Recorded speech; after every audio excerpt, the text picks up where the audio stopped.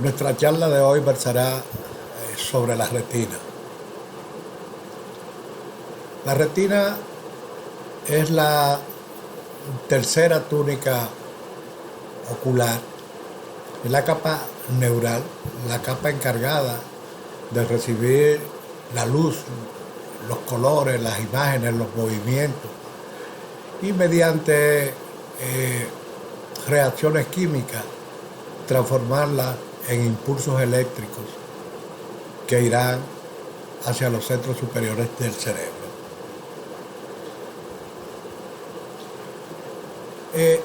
Esta es la histología de la retina. Aparenta ser algo complejo, pero vamos a tratar de ponerlo en un lenguaje que le llegue fácilmente. Fíjense, la retina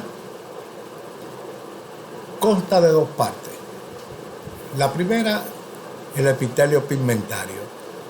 El epitelio pigmentario se encuentra firmemente adherido a la coroide, a la lámina de Bruch, y tiene como función absorber luz sobrante y además participa en el metabolismo. Recuérdense, en el metabolismo de la retina, recuérdense que la nutrición de los 2/3 externos de la retina viene por difusión a través de la coroide, es decir, que tiene que pasar la lámina de Bruch primero y luego el epitelio pigmentario. La otra parte de la retina es el epitelio, la retina neural. Entre la retina neural y el epitelio pigmentario existe un espacio virtual. La retina está adosada al epitelio pigmentario y se mantiene en esa posición por la presión que le hace el humor vítreo, porque la retina solamente está adherida en su periferia, en su extrema periferia, en una línea dentada, donde ella comienza, digamos, donde cubre totalmente la coroide. Es decir, que el final de la coroide coincide con el comienzo de la retina. Esta línea dentada, que es la unión firme de la retina, es una línea dentada y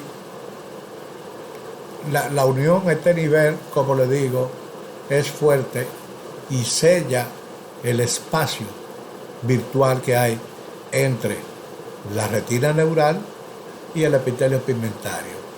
Esta línea recibe el nombre de hora serrata. Vamos a analizar este dibujo de un corte histológico de la retina para, de una manera esquemática, explicar cómo funciona. Vamos a ir de abajo hacia arriba, que es lo mismo en un ojo decir de fuera hacia adentro. Lo primero que vemos es la capa de fotorreceptores. La capa de fotorreceptores, que está constituida por conos y bastones. Los conos son los encargados de la visión cuando hay mucha luz, lo que llamamos visión fotópica.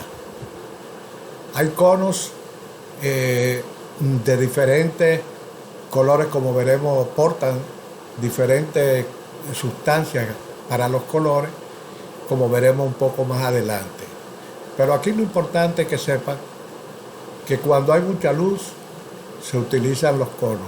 Inmediatamente baja la luz, entramos en penumbra, los conos liberan glutamato y se despolarizan. Cuando vuelve a haber luz, se hiperpolarizan. Es decir, que tienen un on-off, y este on-off depende de la iluminación. Luego tenemos los bastones. Los bastones son, su función es ver en baja luz, es decir, la visión escotópica. Cuando entramos en penumbra, que se despolarizan los conos, inmediatamente entra a funcionar los bastones. A partir de aquí vamos a considerar como una unidad visual, es decir, un cono, ¿con qué se continúa? Bueno, un cono se continúa con estas células que ven ustedes más o menos en el medio de la gráfica, que son células bipolares. Estas células bipolares unen los conos con las células siguientes, que son las células ganglionares. El axón de las zonas ganglionares, que va a formar esa capa de fibrilla óptica, es un axón bastante largo. A partir de la célula irá recorriendo hacia atrás, hacia la lámina cribosa, y las fibras se van reuniendo allí para formar el nervio óptico. Y estos axones continúan hasta el cuerpo geniculado externo. Hay 3 tipos de células ganglionares. Hay las células grandes, las pequeñas y las enanas. Y cada una de ese tipo de células ganglionar va a una región determinada del cuerpo geniculado externo. Entonces podemos decir que un fotorreceptor, cuando se combina con esas 2 neuronas, es decir, con las células bipolares y las células ganglionares, forman una unidad visual. Varios fotorreceptores pueden combinarse con una célula ganglionar. Ahora bien, si la visión fuera de este tipo, viésemos pixelado. Se requiere una integración entre los conos o bastones adyacentes. Y para eso existen 2 tipos de células. Aquí podemos ver en el dibujo las células horizontales. Hay alrededor de 9 tipos de células horizontales, 8 de ellas que conectan con bastones y una de ellas para los conos. Estas células horizontales recogen información de varios bastones, de varios conos. Y claro, la que corresponde a los bastones recogen información, cada célula horizontal recoge información de los bastones. Pero en el caso de las 8 que recogen información de los conos, pues hay varios tipos, como les dije. Unas conectan conos rojos con conos verdes, otras conectan conos verdes con conos azules, conos rojos, etc. Más arriba encontramos otras células de asociación, que son las células amacrinas. Las células amacrinas recogen información de las células bipolares para transmitirle a las células ganglionares.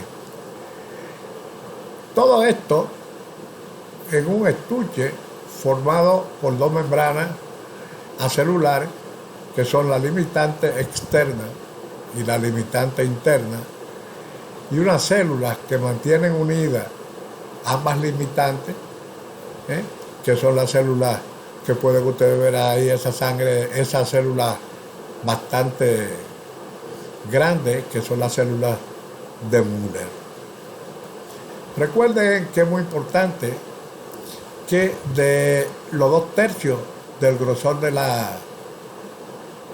la retina neural depende para su nutrición de la coroide, y el tercio interno depende del otro circuito, que es el circuito de la arteria central de la retina. Aquí podemos verla en amarillo, la retina. Fíjense que la retina comienza donde termina la coroide y comienza la pars plana. y luego se va reuniendo todo para formar el nervio óptico. Vemos también cómo el cuerpo vítreo empuja la retina neural para que se mantenga en contacto con el epitelio pigmentario de la retina. Si algo lograra entrar entre el epitelio pigmentario y la retina neural, pues va a producir un alejamiento y es lo que llamamos desprendimiento de retina. Este desprendimiento de retina pues puede ser de dos tipos. Que se forme un agujero en la retina, se puede formar por un trauma, se puede formar por degeneración de la retina, un lugar débil de la retina. Por ahí va a entrar el humor vítreo y va a separar la retina, la va a desprender del epitelio pigmentario. En realidad, vuelvo y repito, desprende la retina neural. El epitelio pigmentario se queda siempre adherido a la lámina de Bruch. También puede ser que este agujero se produzca porque haya una inflamación y una firmemente el vítreo con la retina, y como el vítreo es un gel, con los movimientos del cuerpo, pues tiende a moverse, pues si está adherido a la retina en un sitio, en uno de esos movimientos, puede tirar de la retina y hacer un agujero. Y entonces aquí vemos que el desprendimiento de la retina neural puede ser de dos tipos. Que haya agujero, en ese caso llamamos desprendimiento de retina regmatógeno, o que sea sin agujero. ¿Cuándo se desprende sin haber agujero? Bueno, pues cuando hay una exudación entre la retina y neural y el agujero pigmentario.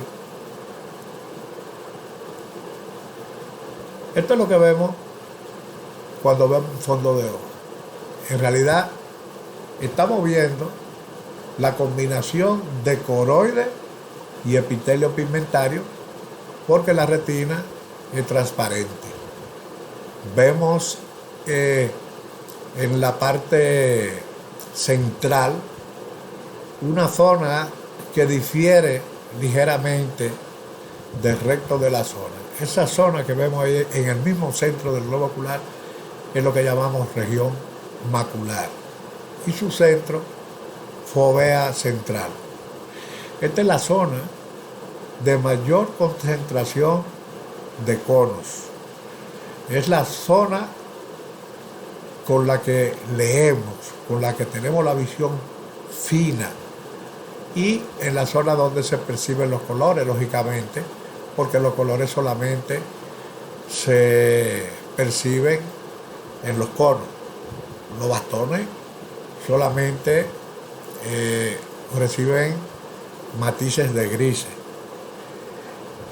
A medida que nos alejamos de la región macular, radialmente, van disminuyendo la cantidad de conos y van comenzando a aparecer bastones.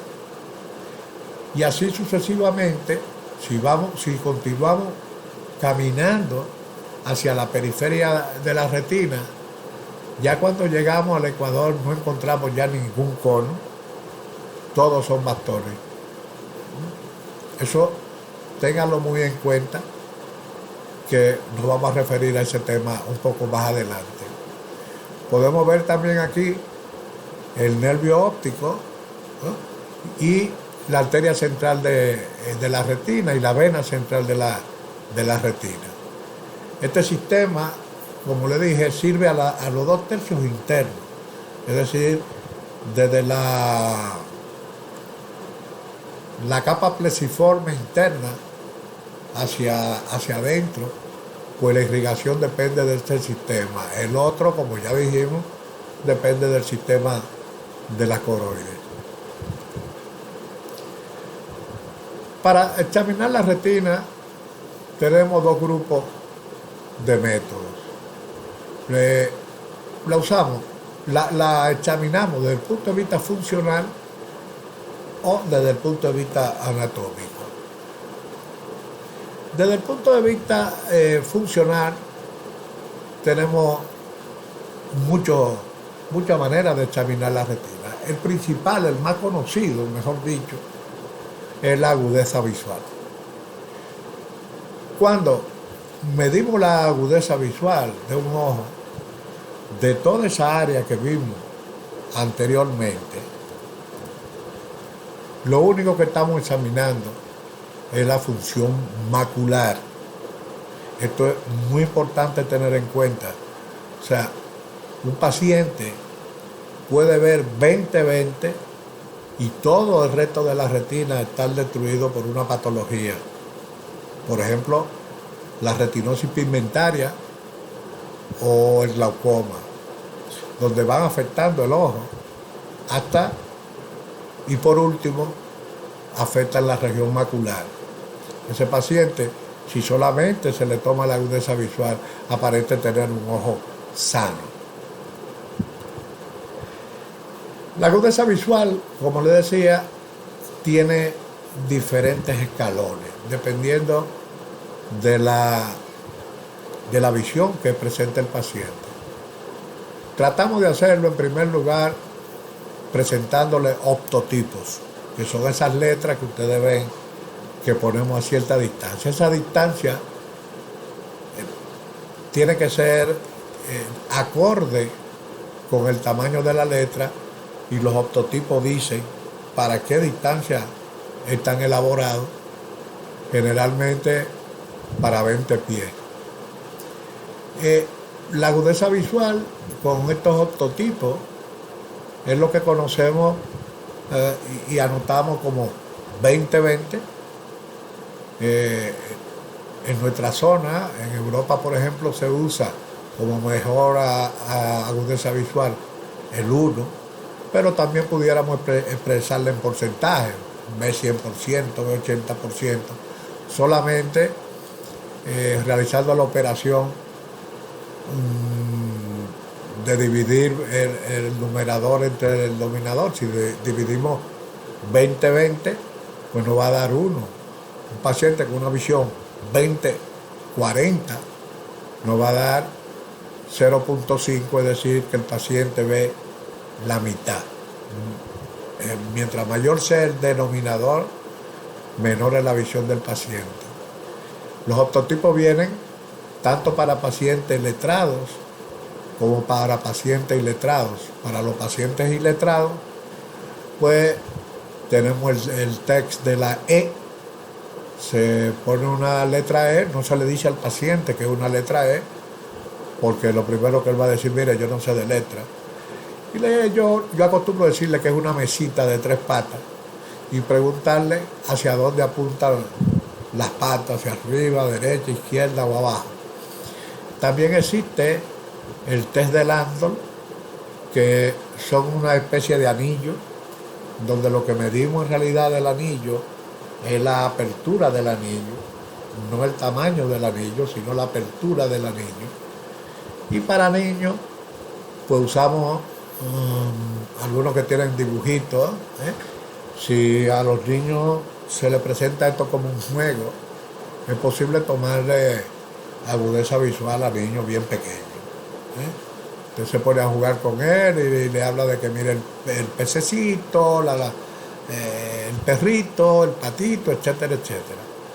Pero hay pacientes cuya visión no le da para ver el texto. Entonces, tenemos que buscar otra manera para medir, aunque sea ya a grosso modo, la visión que tiene ese paciente.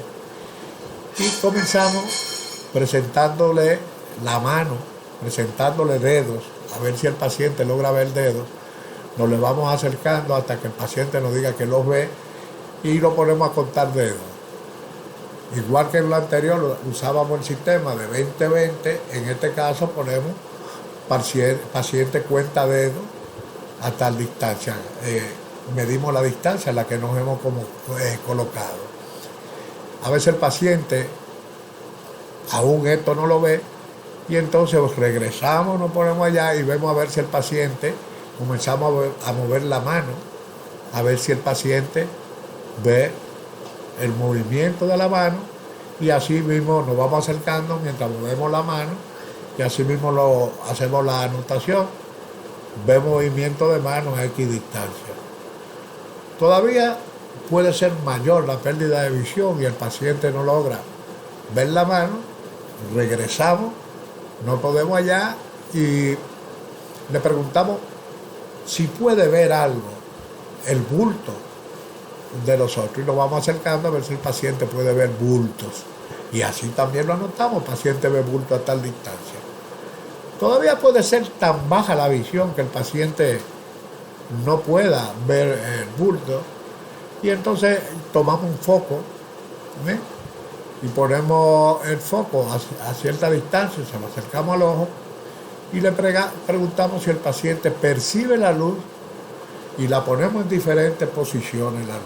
Si el paciente logra decirnos, la percibe y logra decirnos hacia dónde está la luz, pues lo anotamos como percepción y localización luminosa. A veces el paciente tiene percepción luminosa, pero no tiene localización luminosa. Todo esto, vuelvo y le repito, estamos midiendo función de la mácula.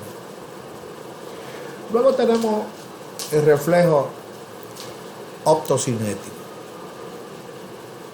El hecho de que la mácula sea tan poderosa en cuanto a la visión, sea capaz de ver las cosas con tanto detalle, produce el siguiente fenómeno.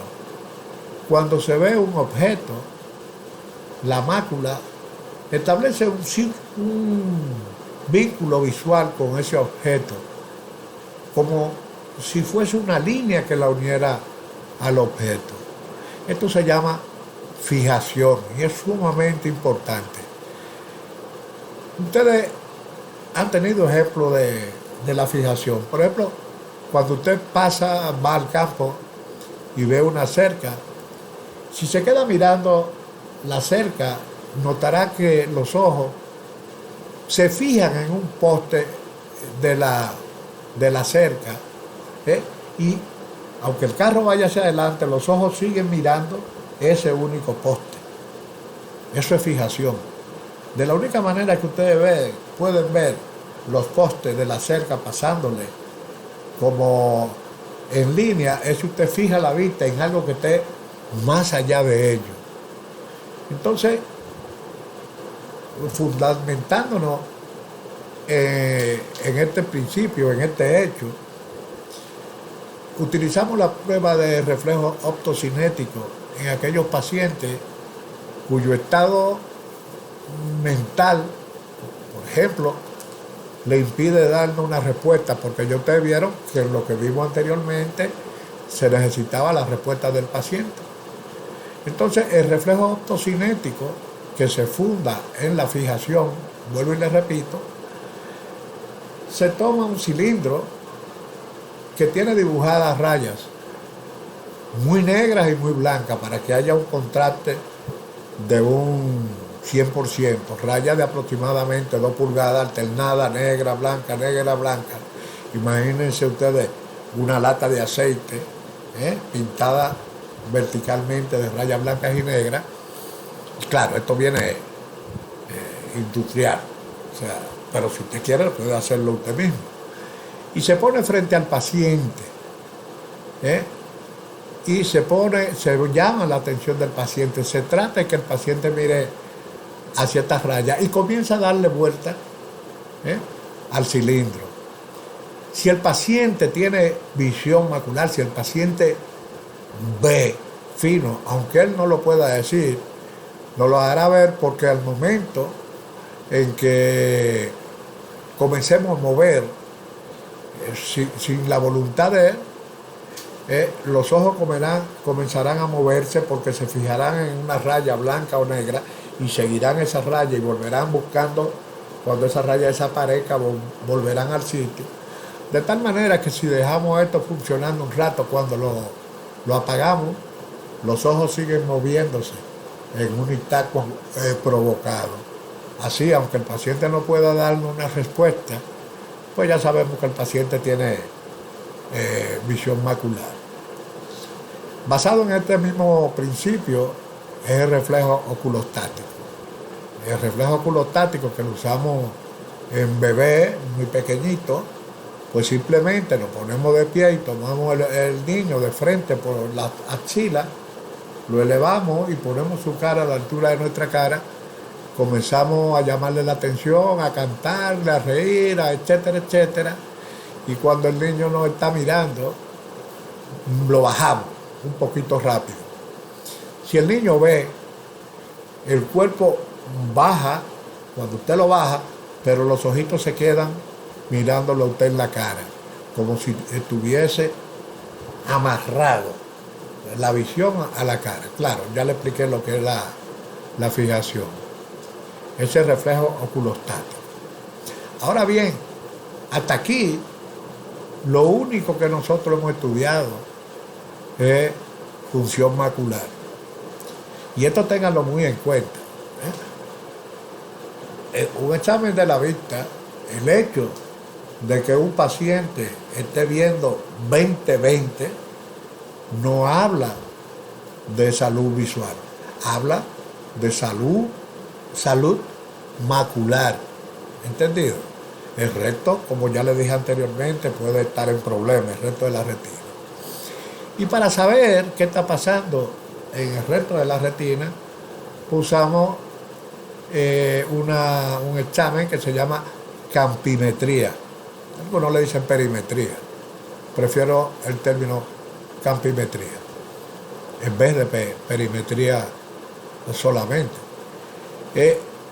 El campímetro es un aparato que tiene, ya lo hay electrónico, con un algoritmo que permite la repetición sin intervención del operador de la máquina.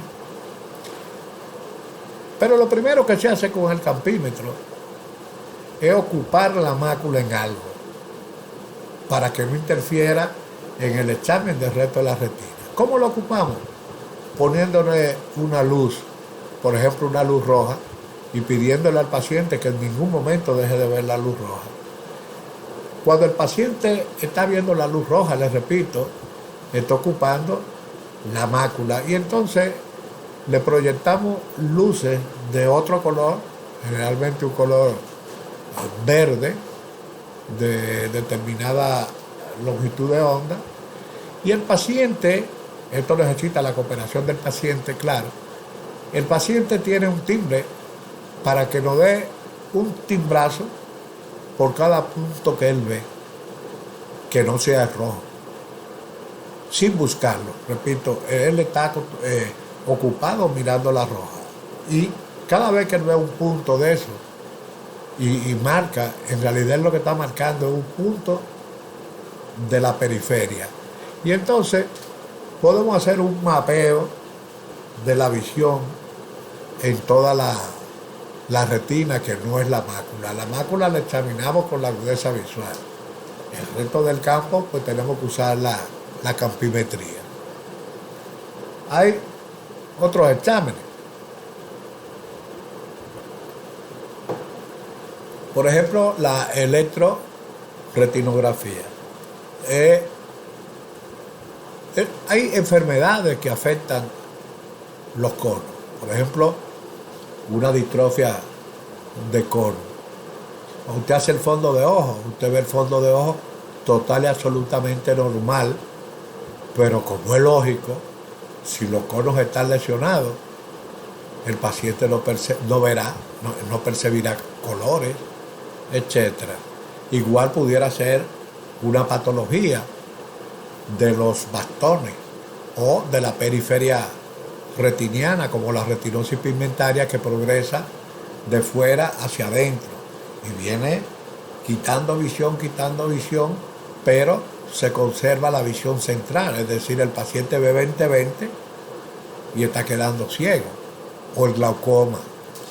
Con el electroretinógrafo, pues lo que hacemos es recoger la respuesta eléctrica tanto de conos como de bastones. Se coloca un electrodo en forma de un lente de contacto, un electrodo en la córnea, y se emiten ciertos patrones de luz y oscuridad, y eso provoca una respuesta eléctrica.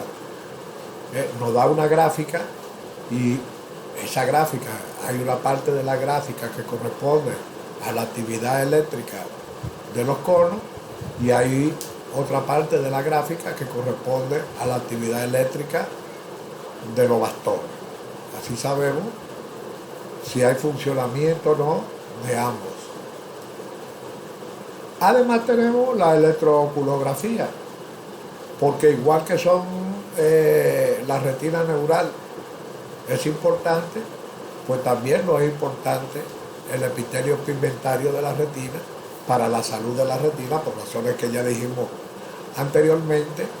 Y con la electrooculografía, lo que medimos también por medio de un electrodo es la actividad eléctrica del epitelio pigmentario de la retina. En cuanto a los potenciales visuales evocados, en los potenciales visuales evocados, lo que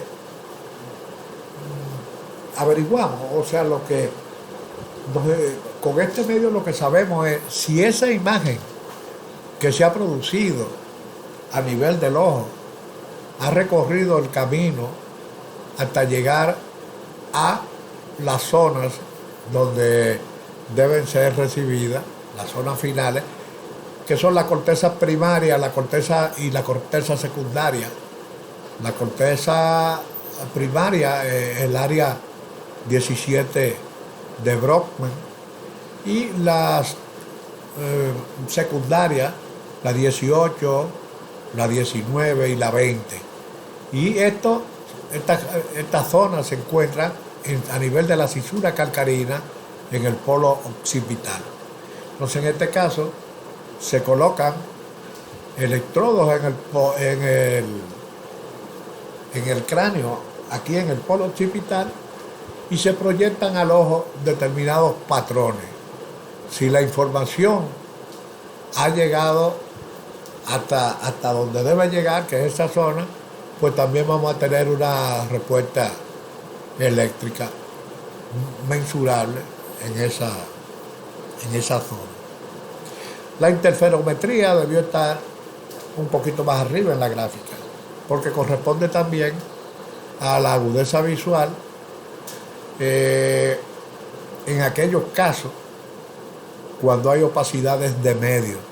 Por ejemplo, una córnea totalmente opaca, un cristalino totalmente opaco o un vitrio totalmente opaco, y queremos saber antes de someter al paciente a una cirugía cuáles son los posibles resultados visuales del paciente.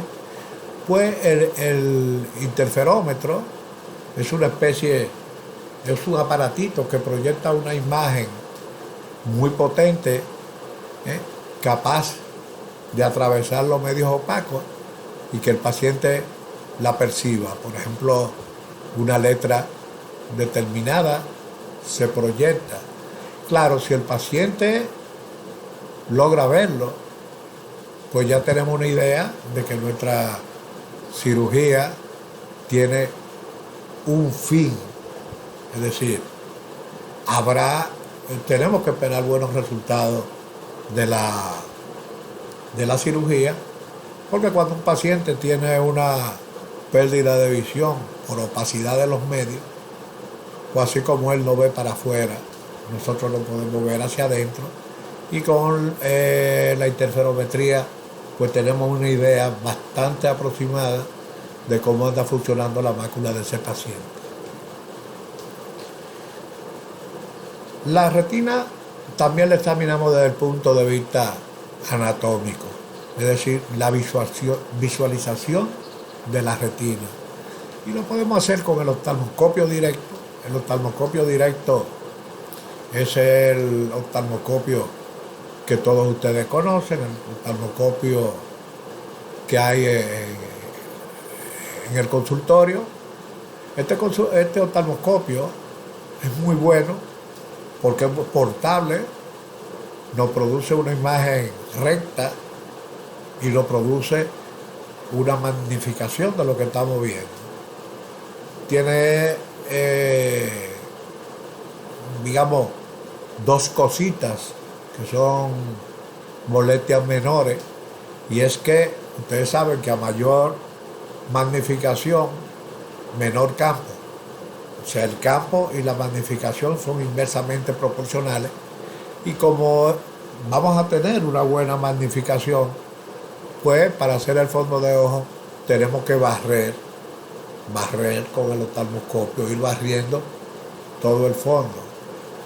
Ese es un problemita. El otro es que se hace con un solo ojo, y con un solo ojo no hay visión binocular, vemos en dos planos.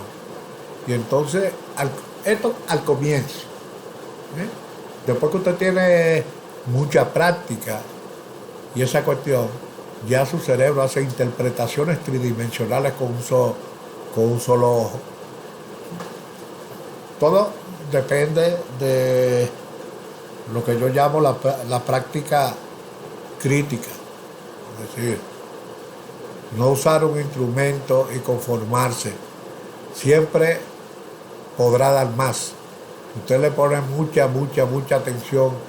Yo le digo cuando hablo en público en directo, cuando le mete garra al asunto, usted comenzará a ver cosas con el mismo aparato, usando la misma técnica, comenzará a ver cosas que antes no veía. Depende mucho del interés, de ese pedirle, exigirle al aparato y exigirse a usted mismo. Luego tenemos la oftalmoscopia indirecta. La oftalmoscopia indirecta ya tiene una ventaja en la binocularidad. Se hace con los dos ojos. Hay que dilatar generalmente la pupila, que no hay que hacerlo con el anterior siempre, pero hay un oftalmoscopio de pupila pequeña. Le diría que el oftalmoscopio de pupila pequeña a mí me ha resultado sumamente incómodo. Prefiero dilatar la pupila y usar mi oftalmoscopio indirecto. La desventaja que pudiéramos decir, y vuelvo y le repito, todo depende del entrenamiento y el uso, es que la imagen es más pequeña, pero eso se compensa con un campo bastante amplio. Prácticamente vemos casi todo el fondo simplemente en una sola toma, no andamos que estar borrando.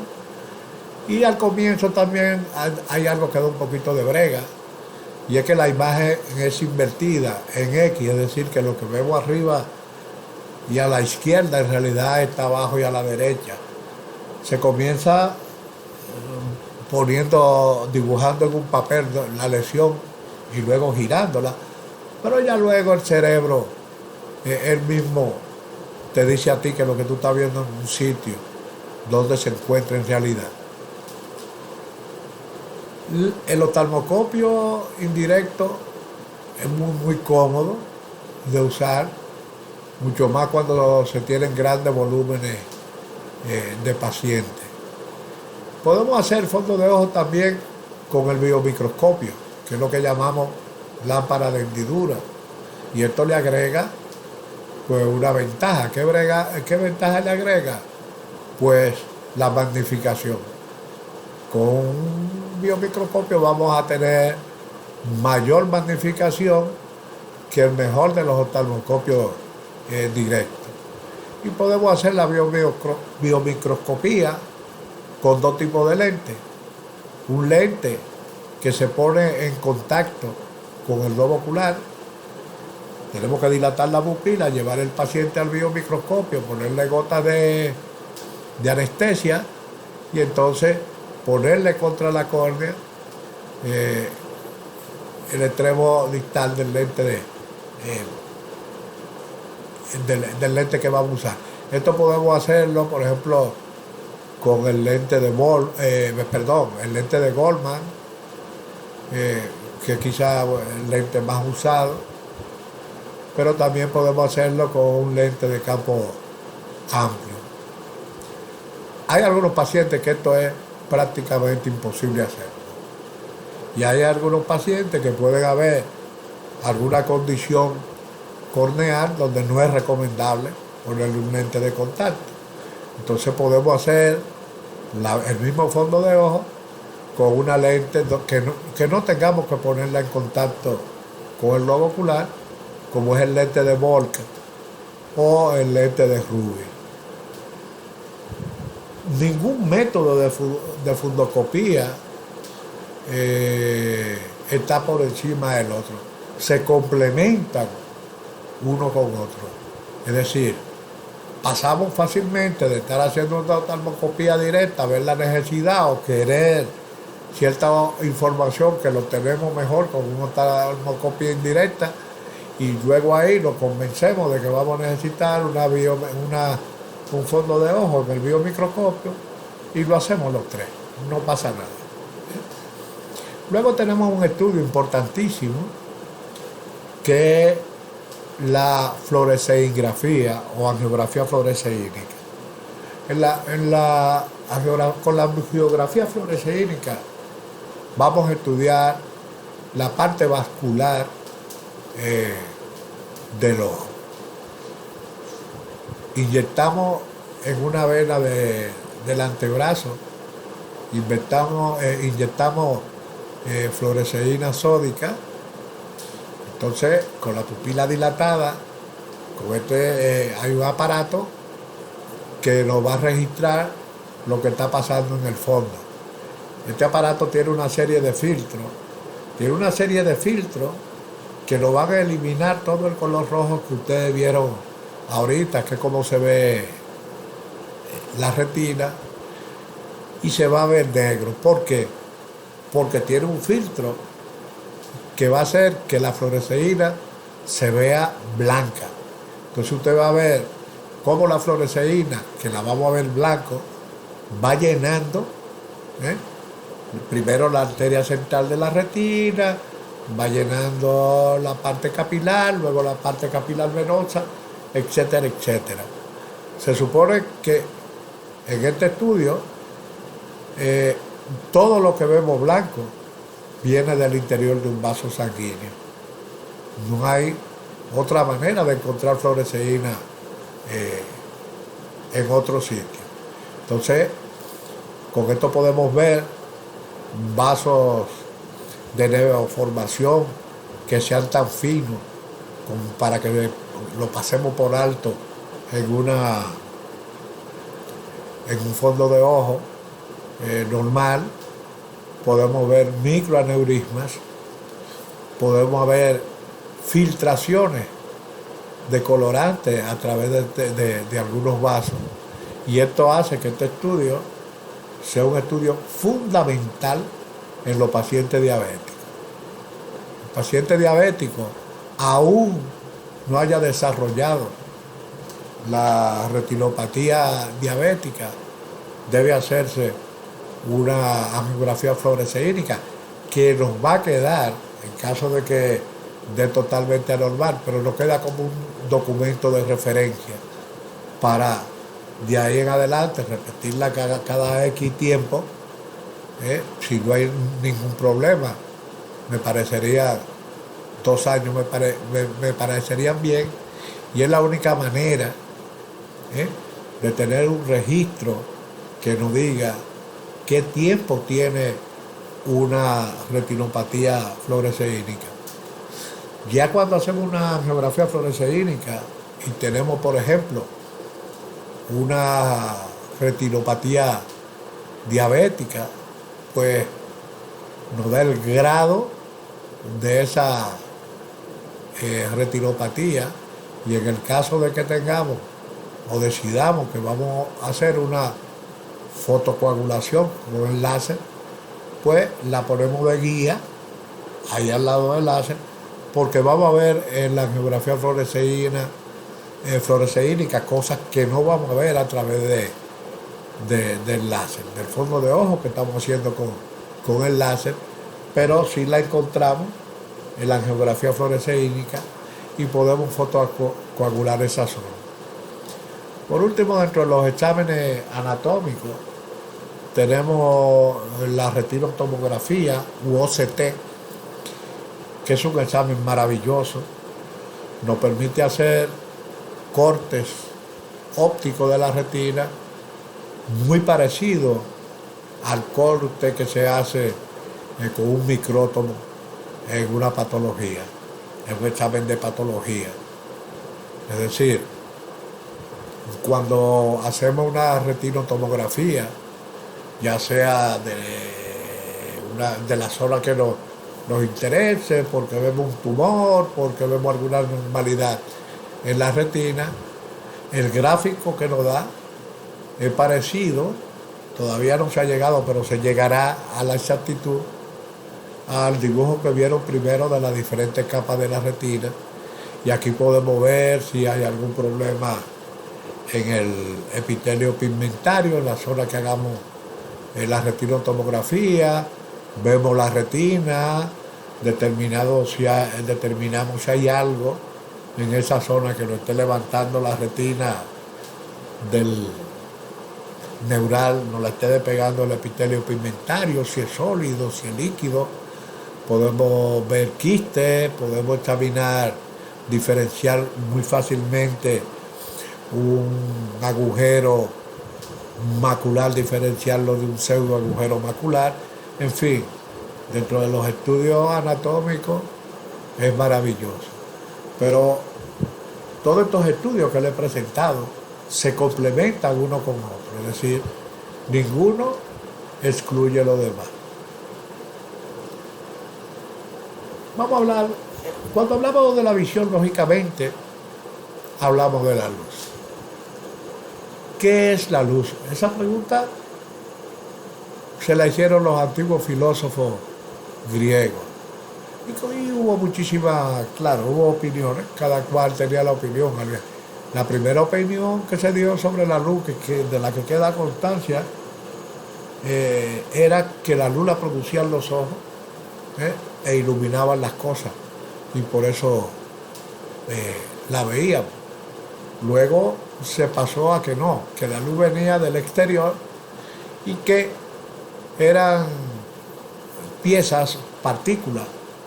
Yo siempre pienso que es pieza de un puzzle de diferentes tamaños, de diferentes colores, que se unían para formar la imagen. Luego, la observación de los filósofos árabes que tanto han aportado a la humanidad, hasta que llega el discurso del método de Descartes e instituye, incluso en el discurso del método de Descartes hay una parte que es la dióptrica, que se refiere al estudio de la luz, pero ya a partir de Descartes hay que no solamente opinar sobre un tema, hay que probarlo mediante experimentos. Pero de las primeras cosas que se prueba lo hace Newton cuando descubre, al descomponer la luz con un prisma, que una luz blanca tiene todos los colores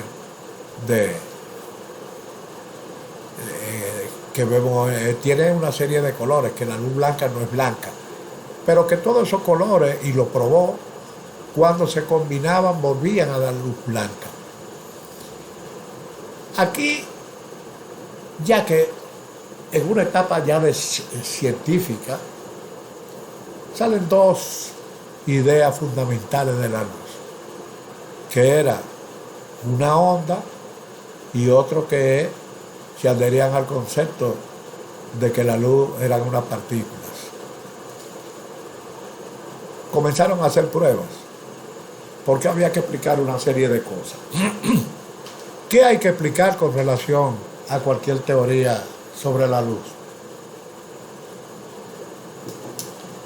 Hay que explicar o reproducir y que los otros puedan hacerlo. La reflexión, hay que explicar la refracción, hay que explicar la difracción y hay que explicar la interferencia. Esto fue una discusión que duró siglos.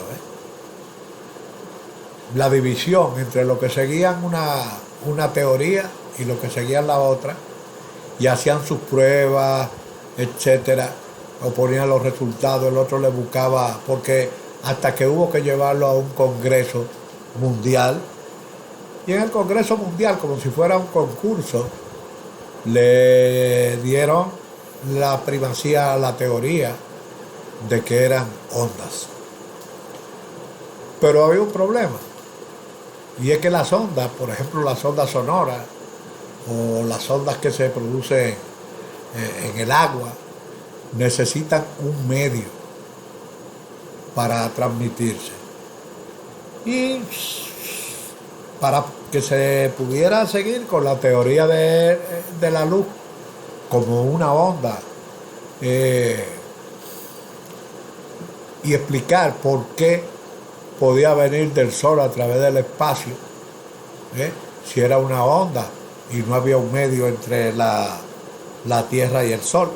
Entonces se lanzó, digamos, una respuesta salomónica, que es que el espacio no estaba lleno de vacío, sino que había una sustancia, pero que no se podía probar, no habían encontrado los métodos de probarla, una sustancia que se llamaba éter, y por el éter era que se transmitía la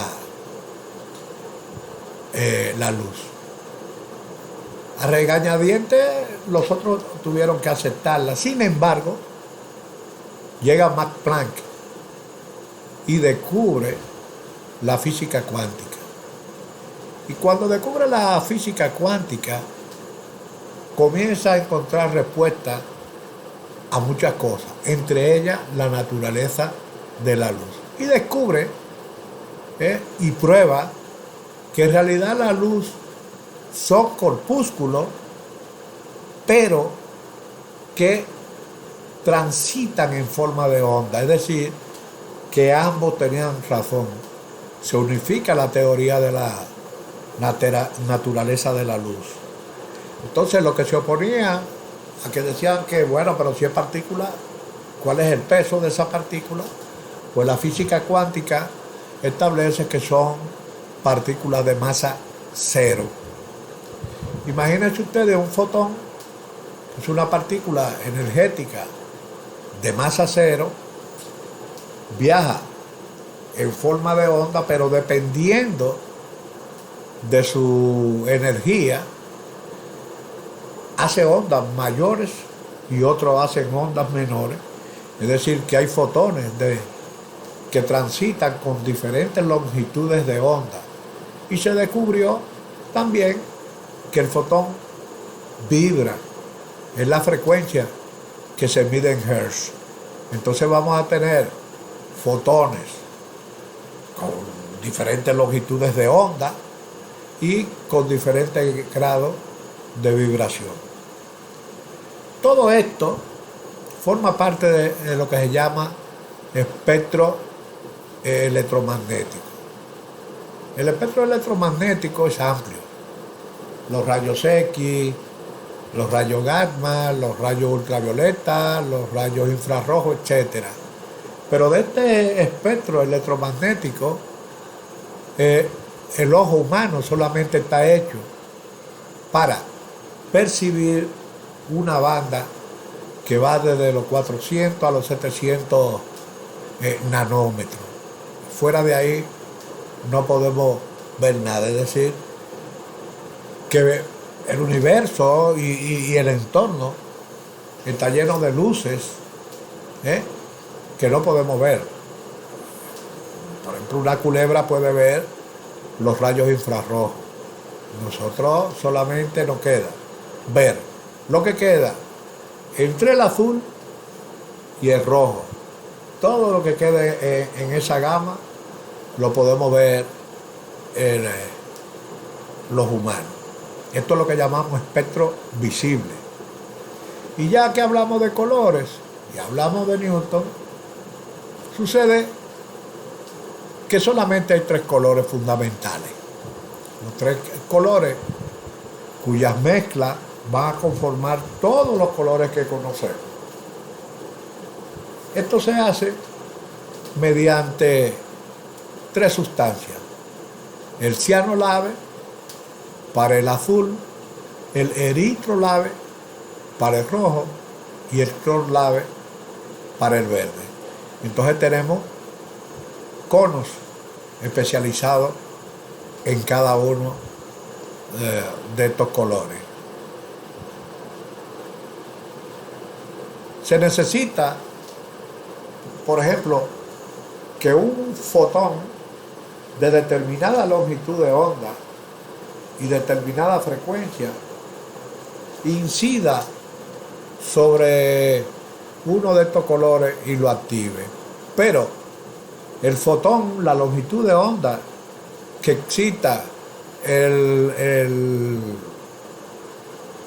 cono azul, no excita ni el rojo ni excita el verde. Se necesita fotones para cada uno de los colores.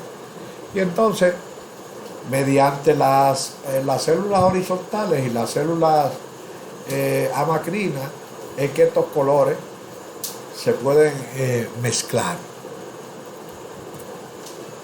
Esto lo descubre y lo formula Rayleigh, y nos formula su fórmula de que el verde más el rojo da amarillo. Ustedes pueden imaginarse haciendo una mezcla de colores para obtener otro. Todos los colores que vemos, repito, son combinaciones de dos o tres de los colores primarios, que repito, el azul, el rojo y el verde. Algunas personas tienen problemas en la percepción de los colores. Podemos tener varios tipos de problemas. Por ejemplo, aquellas personas que tienen los tres colores, es decir, tienen los tres tipos de conos, pero tienen problemas porque hay uno o de mala calidad o en poca cantidad. Recuerden la fórmula más arriba, la fórmula de Rayleigh. Ustedes piensen que para yo tener un amarillo X necesito una cantidad de verde y una cantidad de rojo. Que lo tenga, pero que el verde que esté usando sea muy malo, o que tenga muy poco verde y no pueda mezclarlo con la cantidad de rojo, o viceversa. Pues estos pacientes que tienen los tres colores pero tienen problemas en uno de ellos, decimos que sufren de una tricromasia anormal. Depende en qué tipo de los colores tenga problemas, y entonces podemos decir que tiene una deuteranomalía, para los que tienen problemas en la línea del verde, protanomalía para los que tienen problemas en la línea del rojo, y tritanomalía para los que tienen problemas en el azul.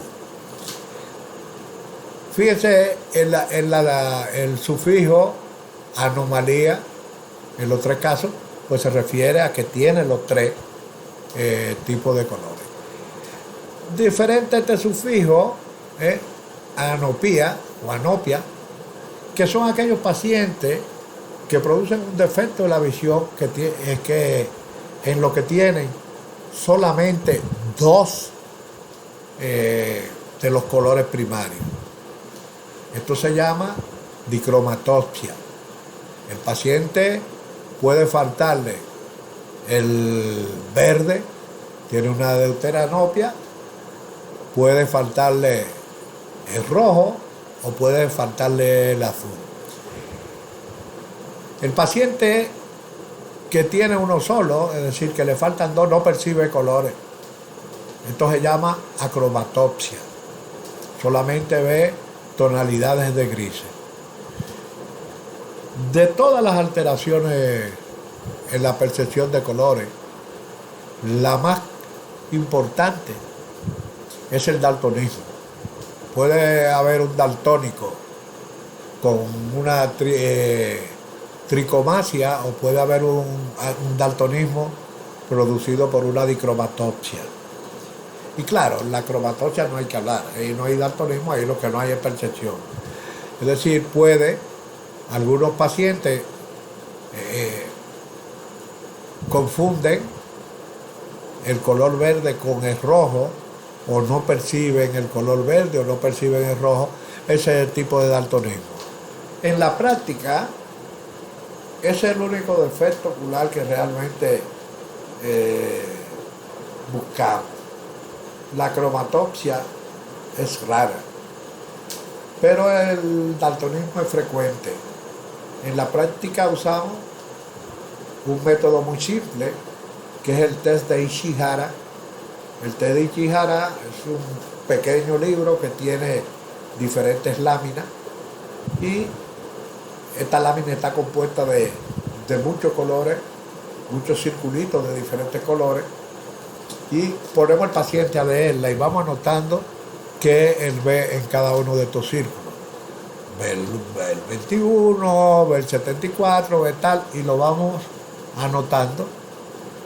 Y luego los resultados los buscamos en una tabla, y dependiendo las equivocaciones del paciente en que se ha equivocado, determinamos no solamente el daltonismo, sino qué tipo de daltonismo tiene el paciente.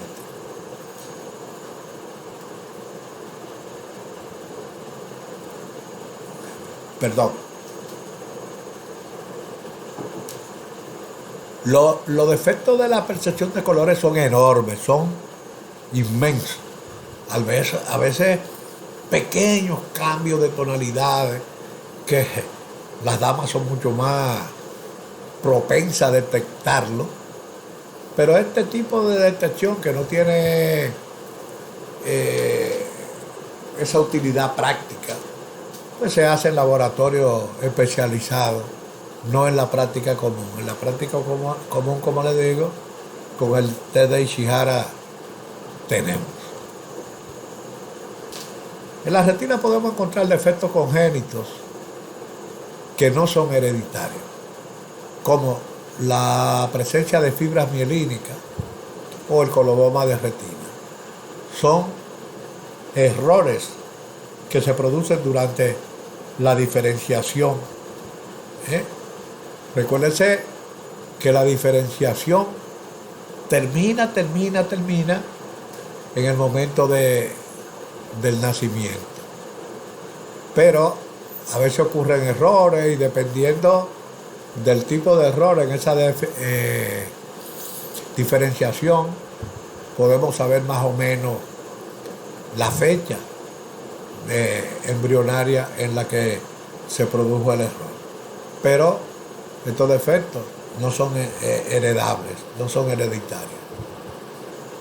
Hay, por el contrario, otras enfermedades retinianas que sí se heredan, y se heredan tanto como carácter autosómico recesivo como autosómico dominante. Tenemos la maculosis congénita de Leber, la distrofia macular de Bex, la distrofia de cono. Aquí el fundus albipuntatum, ustedes ven que dice autosómica recesiva y autosómica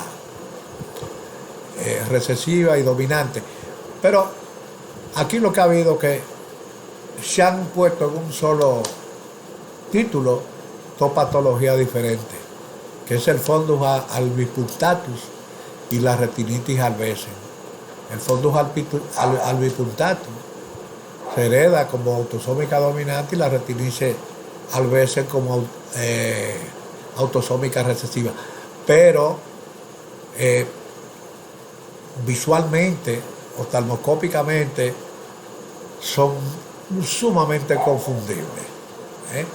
Ya la diferencia entre una y otra, pues la podemos hacer con una electroretinografía.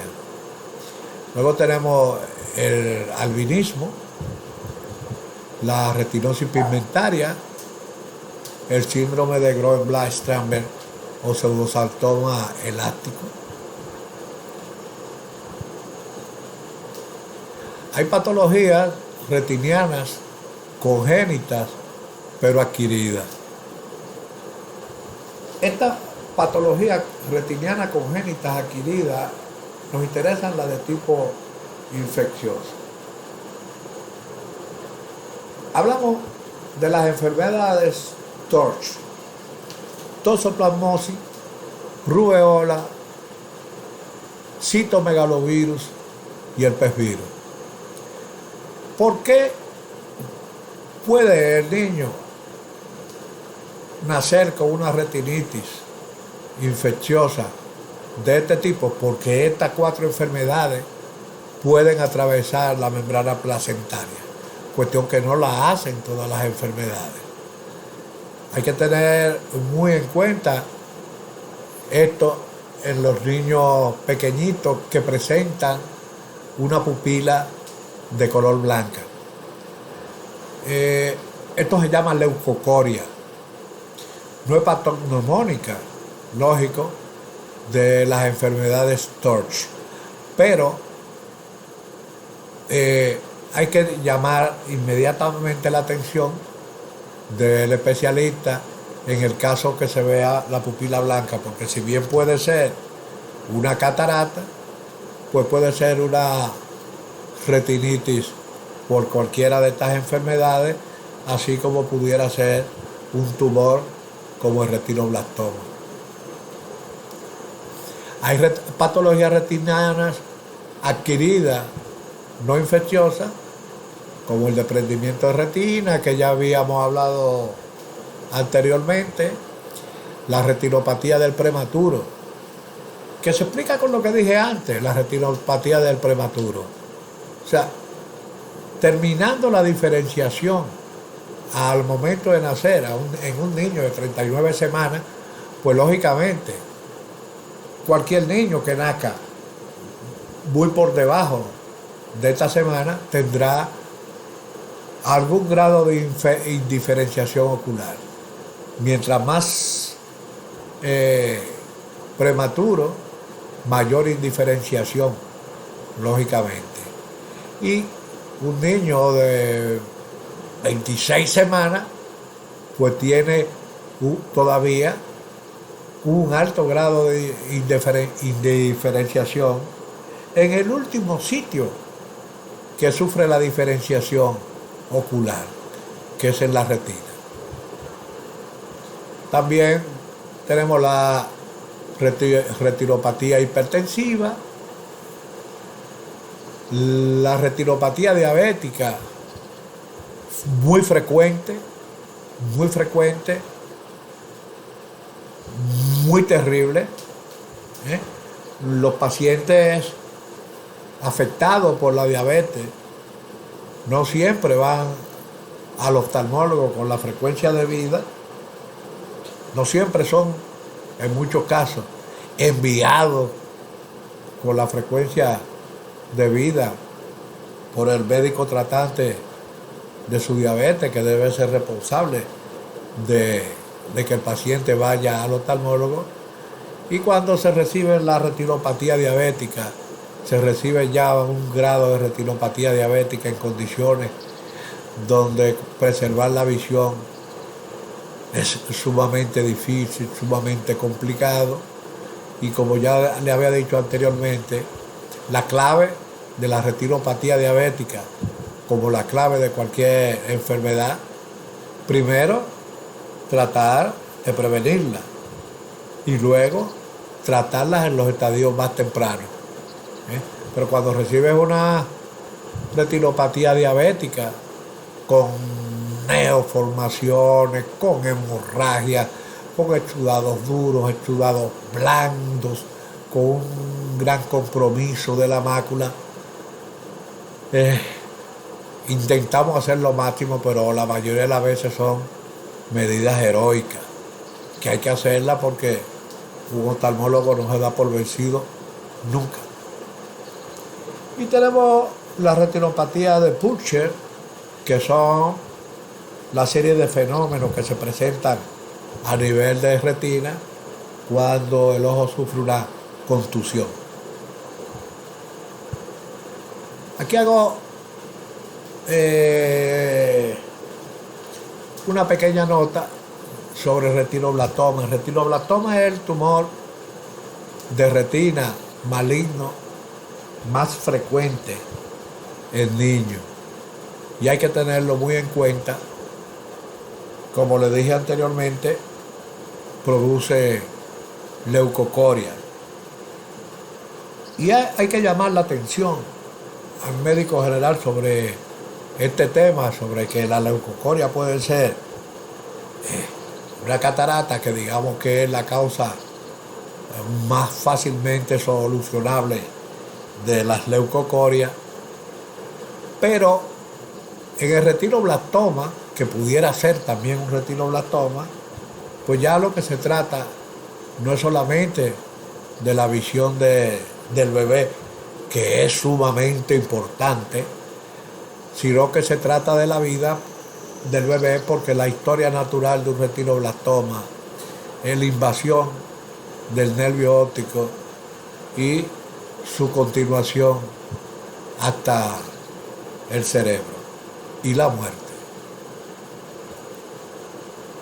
Otra patología que vemos frecuentemente en la retina es el edema de papila y el pseudopapiledema.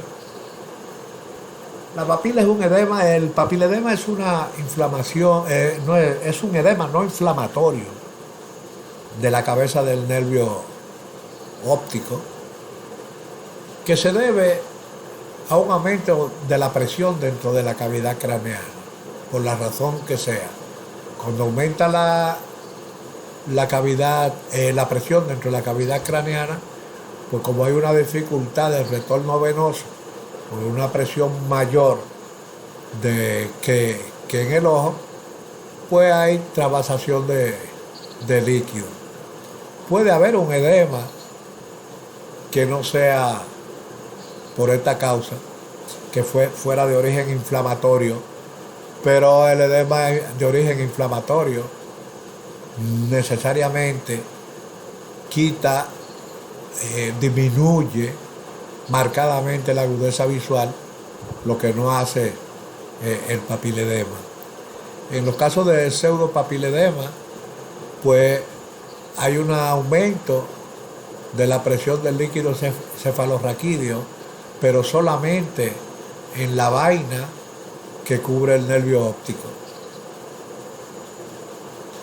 Aquí vemos una fotografía de cicatrices de una retinocoroiditis multifocal.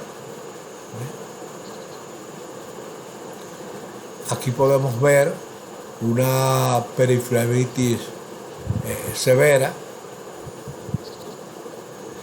Esto que ustedes ven aquí, todos esos puntos que ustedes ven blancos con el centro negro, son cicatrices en retinocoroidea producidas por disparo de láser. Esto es lo que pasa cuando recibimos una retinopatía diabética avanzada. No hay más manera para tratarla que la destrucción con el láser de toda la retina afectada. Y ustedes dirán, bueno, pero voy a destruir, y entonces, ¿en qué? Bueno, es que si no hacemos eso, perdemos la mácula, perdemos la visión. Preferimos, lógicamente, dejar un paciente con ceguera nocturna, porque como hemos destruido toda la periferia de la retina, el paciente tendrá nictalopía, es decir, desde que carga la iluminación, el paciente no verá, porque se inhiben los conos con la producción de glutamato, y no existen los bastones para hacerse cargo de la visión con baja luz. Esto es casualmente lo que debe evitarse en los pacientes diabéticos. Y la única manera que se evite esto es consultando con un oftalmólogo, no yendo a graduarse la vista en una óptica, porque le dije anteriormente, en la óptica el paciente solamente se le mide la función macular.